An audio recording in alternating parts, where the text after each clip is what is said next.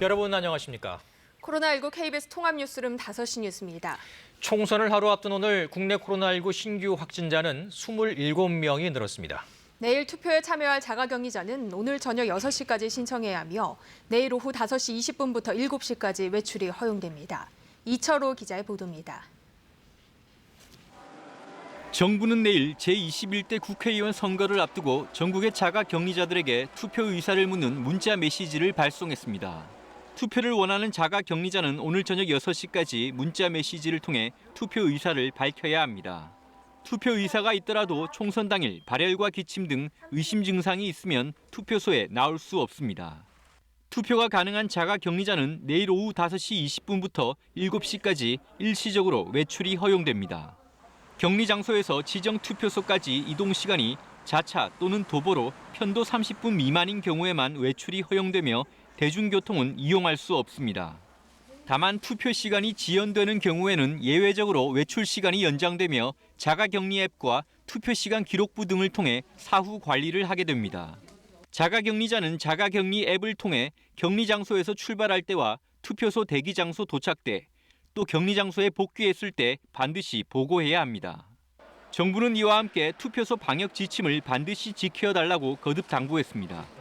투표 가기 전과 귀가 후 손 씻기를 철저히 하고 투표소에선 마스크를 착용하며 다른 선거인과 1m 이상 거리를 둬야 한다고 강조했습니다.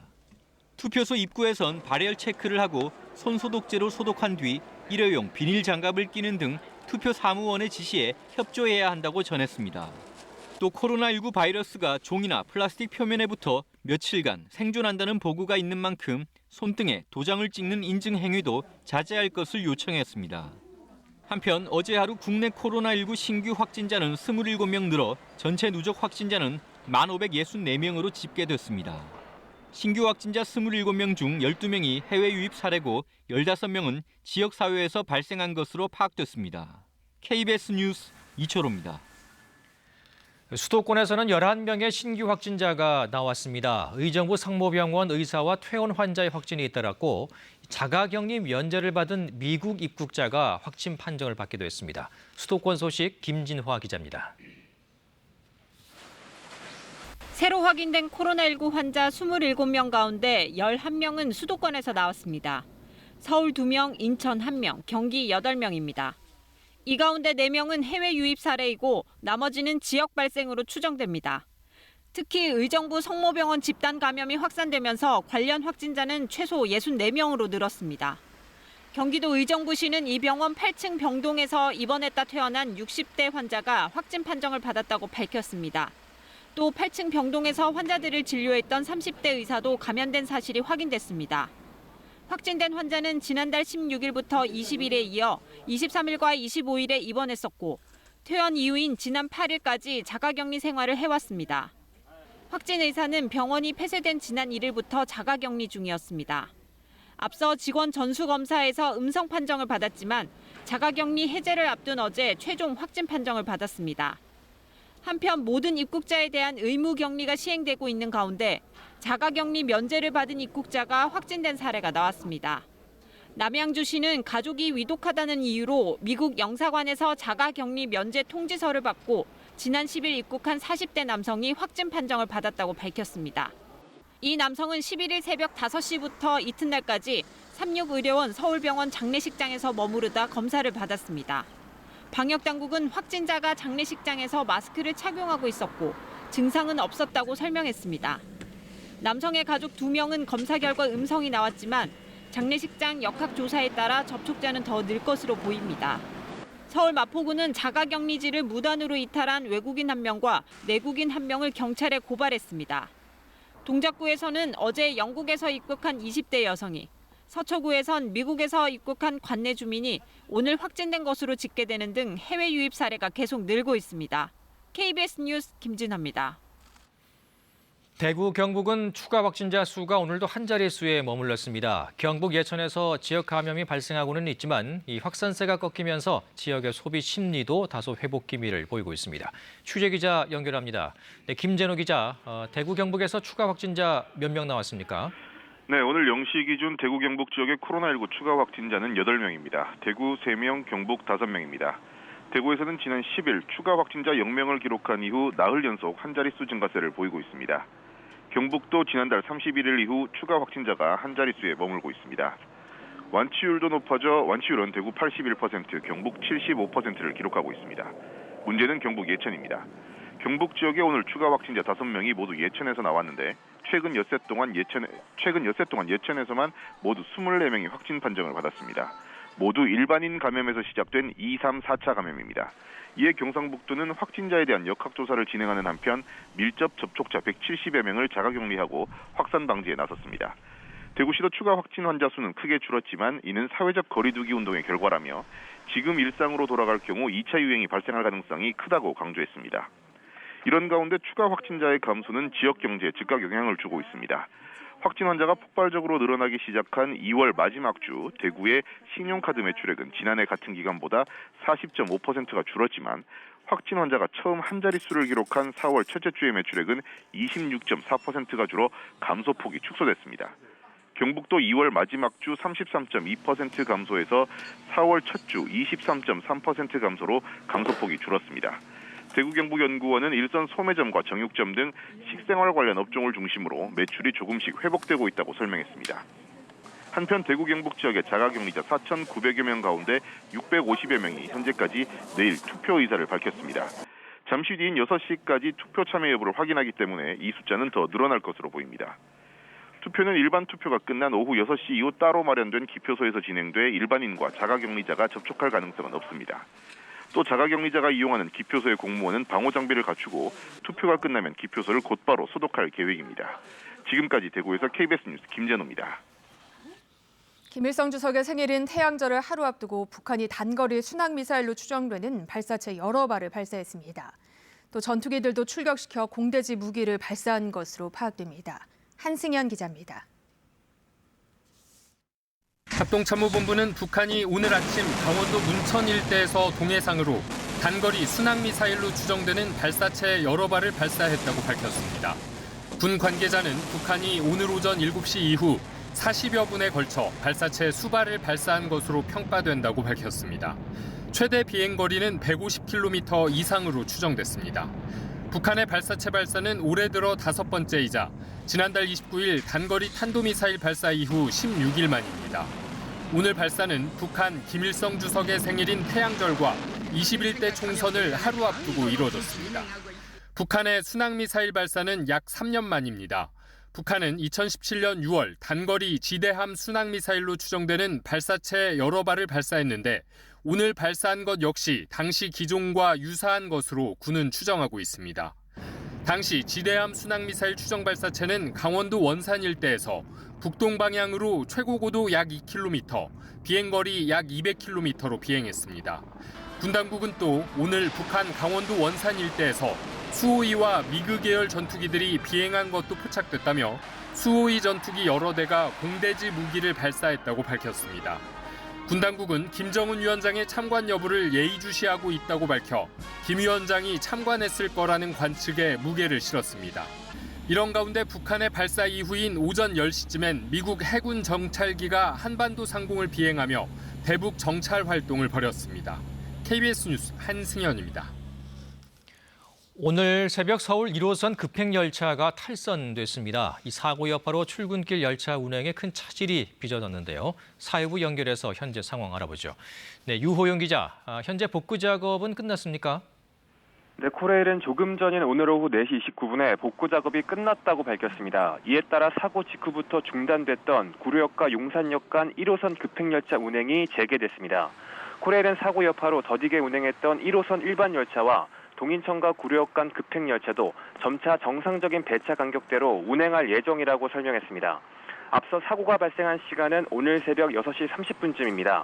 영등포역을 출발해 신길역으로 향하던 1호선 급행열차가 신길역에 도착하기 300m 전 탈선된 겁니다. 열차 두량이 궤도에서 이탈됐지만 다행히 부상자는 없는 것으로 파악됐습니다. 사고 직후 승객 100여 명은 열차에서 내린 뒤 선로를 따라 신길역으로 대피했습니다. 아울러 열차 운행에 차질을 빚으면서 출근길에 나선 시민들이 불편을 겪기도 했습니다. 사고 발생 후 긴급 복구반이 투입됐지만 현장 바로 옆 선로로 다른 열차들이 운행하고 있어 복구 작업에 시간이 걸렸습니다. 코레일은 복구 작업이 마무리됨에 따라 속도 변화나 선로 변경 등 다양한 가능성을 놓고 사고 원인을 조사할 예정입니다. 지금까지 사회부에서 전해드렸습니다.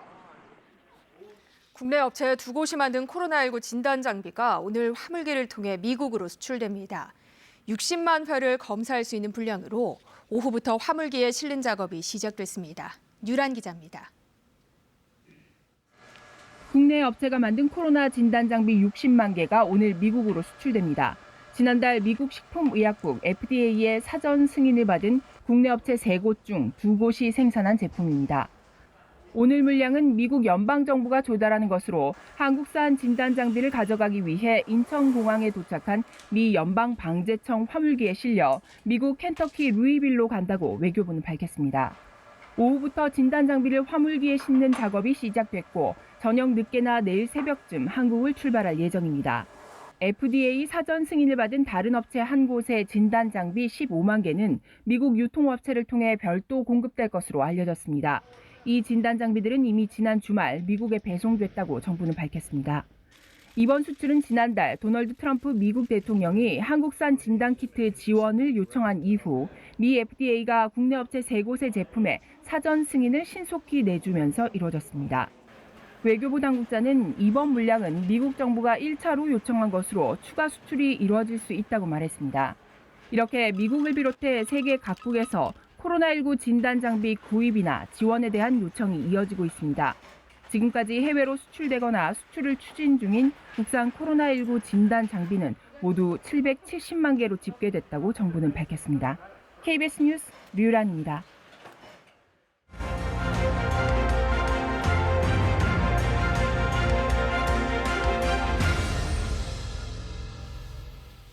총선을 하루 앞두고 각 당은 마지막 선거운동에 총력을 다하고 있습니다. 민주당은 경합 지역이 많아서 아직 승패를 가늠하기 어렵다며 국난 극복을 위해 힘을 모아 달라고 호소했습니다. 조지현 기자가 보도합니다. 선거운동 마지막 날 민주당 이낙연 상임선대위원장은 출마 지역인 서울 종로와 바로 옆 중성동 지원 유세에 집중했습니다. 국난 극복을 위해 집권 여당에 힘을 모아달라며 내일 투표 참여를 독려했습니다. 내일 투표를 통해서 대한민국 정치도 인류로 만들 수 있다는 가능성을 여러분이 입증해 주시기 바랍니다. 민주당은 수도권과 충청, 강원 절반 이상이 경합 지역으로 여전히 선거 승패를 가늠하기 어렵다며 몸을 낮췄습니다. 국민의 눈높이에 비칠 때 과신은 금물이며 패망의 지름길입니다. 민주당원과 지지자 모두는 자중자애하고 이해찬 대표는 통합당에 대해서 빚내는 추경에 반대한다며 발목 잡을 핑계를 찾고 있다면서 각을 세웠습니다. 또 비례의석 배분을 위한 정당 투표도 막판 변수로 판단하고 소수 정당들을 견제했습니다. 더불어시민당이 아직 문재인 정부와 민주당의 지지표를 다 흡수하지 못하고 있다면서 지지를 호소했습니다.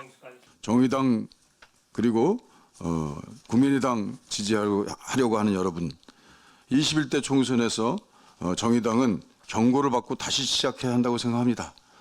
민주당은 안산 단원을 김남국 후보의 성인용 인터넷 방송 출연 논란에 대해서는 당에서 조처할 수준이 아니라며 진화에 나섰습니다. 민생당은 거대 양당을 견제하기 위해 표를 달라고 호소했습니다. 호남의 민주당 몰빵은 자살 행위라고도 했습니다. 집권 여당이 정신 차리라는 뜻으로 더 잘하는 의미로 기호서 한번 민생당에게 한 표를 주실 것을 호소합니다. 정의당은 1당과 2당이 결정돼 있는 상황에서 여당이 의석 한 석을 더 갖는 것이 무슨 의미냐며 지지를 호소했습니다. 20대 국회보다 더 나쁜 국회로 전락하지 않도록 정의당 교섭단체 만들어 주십시오. 또 경남 창원 성산과 인천 연수울, 경기 고양갑 등에서 집중 유세를 진행했습니다. KBS 뉴스 조지현입니다. 통합당도 오늘 수도권 격전지를 돌며 막판 총력 유세를 펼쳤습니다. 이 통합당이 다수당이 돼야 위기를 헤쳐갈 수 있다며 중도층 표심 잡기에도 심혈을 기울였습니다. 박혜진 기자입니다. 다시 한번 국민들께 절을 드리지 않을 수가 없습니다. 황교안 대표, 마지막 종로 유세에서도 큰 절로 지지를 호소했습니다.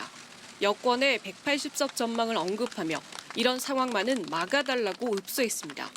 경제가 더 나빠지고 민생은 파탄에 직면하게 될 것입니다.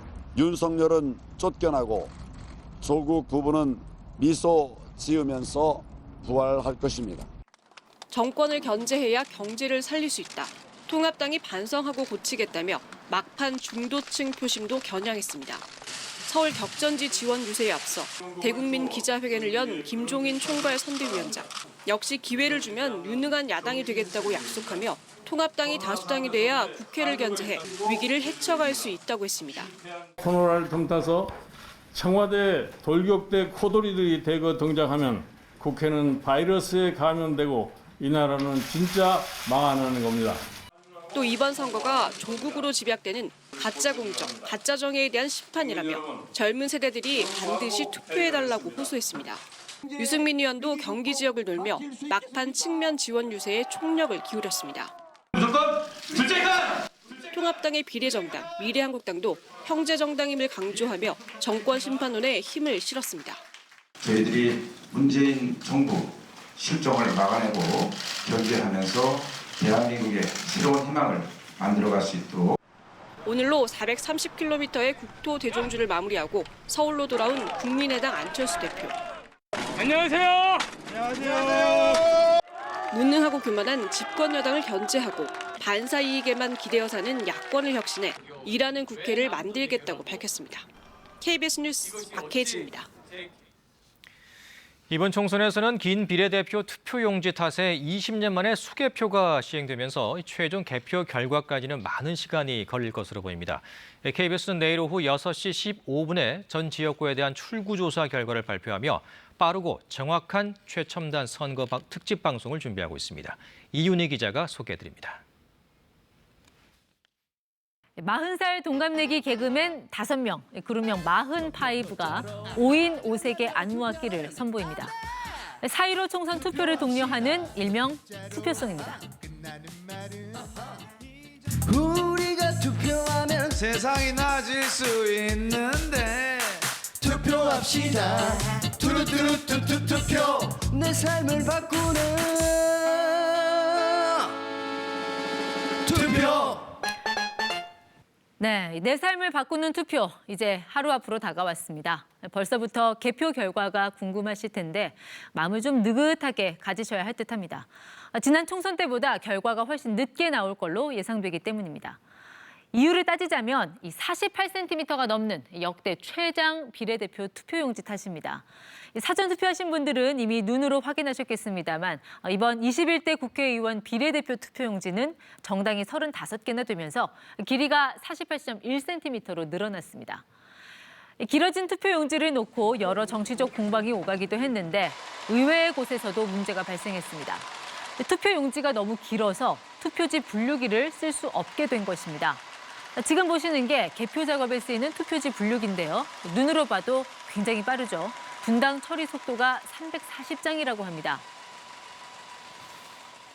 기표 형태와 위치를 인식한 후 정당, 후보자별로 분류해 투표지 매수로 계산되고 그런데 이 투표지 분류기는 투표용지 길이가 34.9cm를 넘지 않아야 쓸 수 있습니다. 이번 비례대표 투표용지는 조금 전 보신 것처럼 48cm가 넘으니까 이 기계를 못 쓰는 겁니다. 결국 요즘 같은 디지털 시대에 손으로 즉 이 수개표를 하게 됐습니다. 물론 이 비례대표 투표용지만 수개표를 하게 되는 건데요. 투표용지를 일일이 손으로 확인하는 수개표 현장 참 오랜만에 본다 싶으실 겁니다. 187개 투표소에서 실시된 이번 총선거는 과거 어느 선거보다 조용한 가운데 공정하게 진행됐습니다. 100% 수작업으로 개표를 진행했던 1997년 15대 대선 당시에는 3만 9천여 명의 개표 사무요원과 참관인이 투입됐습니다. 참관인들 눈초리 상당히 매서운데요. 개표 절차에만 7시간 30분이 걸렸습니다. 캠프 상황실도 국민들도 TV와 라디오 앞에서 밤을 지샜고 당선자는 새벽 늦게야 알 수 있었습니다. 수개표에서 전자개표로 바뀐 건 2002년 대선, 투표지 분류기 등 전자기계들이 대거 등장하면서 개표 시간은 3시간 49분으로 절반 가까이 단축됐습니다. 국민들이 밤을 새지 않고도 당선자 소감을 들을 수 있게 된 것도 이때부터입니다. 자, 다시 수개표 방식으로 돌아간 이번 총선 개표는 언제쯤 끝날까? 중앙선거관리위원회는 선거 다음 날인 16일 아침 7시를 전후해서 개표가 마무리될 걸로 예상했습니다. 비례대표 당선자까지 발표하려면 16일 늦은 오후까지는 기다려야 할 것으로 보고 있습니다. 이 개표 결과가 나올 때까지 그 지루한 시간을 어떻게 보내나 싶으신 분들, TV 개표 방송에 시선을 돌려보시면 어떨까요? 총선을 앞두고 모든 후보들이 국민의 선택을 받기 위해 고군분투한 것처럼 방송사들 역시 또 다른 국민의 선택을 받기 위해 개성 있는 선거 특집 방송을 준비했습니다. 이 선거 방송의 백미라고 하면 정확한 예측과 결과의 빠른 전달이죠. KBS는 이전과는 전혀 다른 형식의 이 게임 체인저 개표 방송을 선보입니다. 여의도와 한강 일대에서 초대형 증강 현실, AR을 통한 실시간 개표 정보, 즉 데이터 쇼를 선보입니다. 실내에서는 듀얼 K-월로 이름 붙여진 가로 24m 대형 LED 월을 준비 중인데요. 양강 구도로 치러지는 이번 선거를 박진감 있게 전달할 예정입니다. 특히 출구조사와 개표 결과를 한눈에 볼 수 있는 2020 총선 내시보드를 통해 유권자의 이해를 도와드립니다. 예측 시스템 디시전 K로는 단 20% 안팎의 초기 개표 결과로 최종 당선자를 예측하는 이른바 미션 임파서블에 도전합니다. KBS 선거방송단은 지난해 11월부터 6개월 동안 토크쇼 정치합시다를 제작하며 총선 민심을 추적해왔습니다.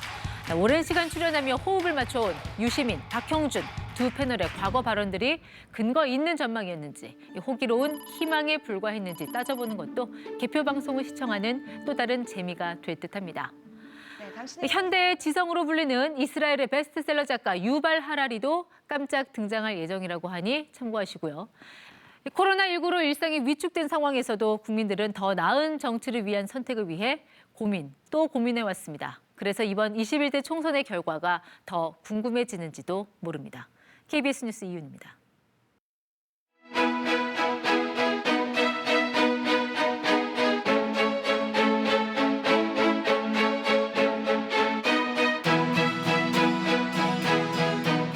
노 보트, 노 할 말. 이 투표를 해야 할 말이 있거든요. 당당하게. 네. 우리의 권리를 아주 당당하게 행사하고 나중에 또 할 소리는 해야죠. 노 보트, 노 할 말. 권리를 포기하지 마세요. 정말 소중한 겁니다. 투표가 없다면 웃음도 없다 이렇게 한번 적어보았는데요. 투표를 통해서 우리 모두가 웃는 날이 왔으면 하는 바람에 노 보트, 노 스마일. 우리 모두 투표합시다. 노 보트, 노 전진이라고 적었습니다. 투표를 하지 않으면 우리는 앞으로 나아가지 못하고 여기에 머물게 될 것입니다. 그러니까 꼭 투표하시길 바랍니다. 이번 선거에서 여러분들의 소중한 한 표를 행사하셔서 건강하고 튼튼한 대한민국을 함께 만들었으면 좋겠습니다. 모두 투표해주세요. 감사합니다. 미국에선 연일 코로나19 확진자와 사망자가 쏟아지고 있지만 이제 정점에 근접했다는 분석도 나오고 있습니다. 트럼프 대통령은 경제 정상화 시기를 못 박지는 않았지만 강력히 희망한다는 뜻을 밝혔습니다. 금철영 특파원입니다. 트럼프 미 대통령은 각 주가 경제 정상화를 하길 바라고 주지사들도 그렇게 할 것으로 본다고 밝혔습니다. 하지만 자신이 희망해왔던 다음 달 1일 경제활동 재개가 가능하냐는 질문엔 확답을 하지 않았습니다. 대신 며칠 후에 알게 될 것이라고 했습니다. 보건당국자들은 이번 주 확산세가 정점을 찍고 완만해지길 기대하고 있습니다. 현재로선 더 이상 가파른 증가세가 나타나지 않는다는 게 미 보건당국자들이 조만간 정점에 이를 것이라고 말하는 이유입니다. 지난 10일 하루 3만 5천 명의 신규 확진자가 나온 뒤 가파른 증가세가 완화될 조짐을 보이고 있다는 겁니다. 미 질병통제예방센터 레드필드 국장은 이번 주 중 언제 정점에 도달했는지 알 수 있을 것이라고 했습니다.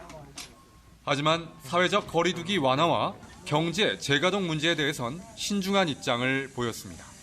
The things that need to happen for the reopening is what's happening with the numbers of new cases.